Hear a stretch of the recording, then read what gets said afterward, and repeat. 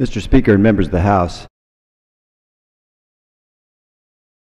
I think it is statist and antithetical to our beliefs, at least my beliefs, and I think most of the members on this side of the aisle, with respect to what America is all about.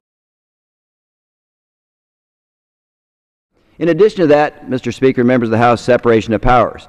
We have been critical, and I think legitimately, from this side of the aisle, with respect to HH waivers that have been granted. We've been critical of the EPA and USDOT and so forth for their administration and their promulgation of rules without legislative authorization. And yet, this entirely desecrates, in some ways, our whole judicial function.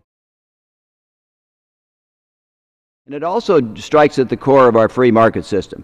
I, from having been involved, both from a number of standpoints in the law practice and otherwise, see a system that in an overwhelming number of cases works to effect justice. 2 attorneys or more, witnesses, jurors, a judge, and the common law.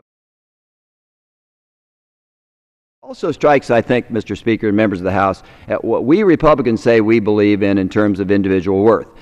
One of our attacks, quite frankly, on the passage of this bill, which I largely subscribe to, the attacks, are ones that deal with the depersonalization of the individuals inherent in President Obama's health care approach.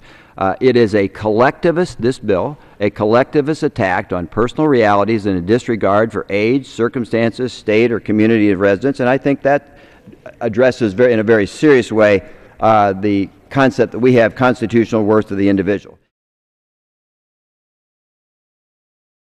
In summary, I believe that a no vote is a vote to preserve individual dignity.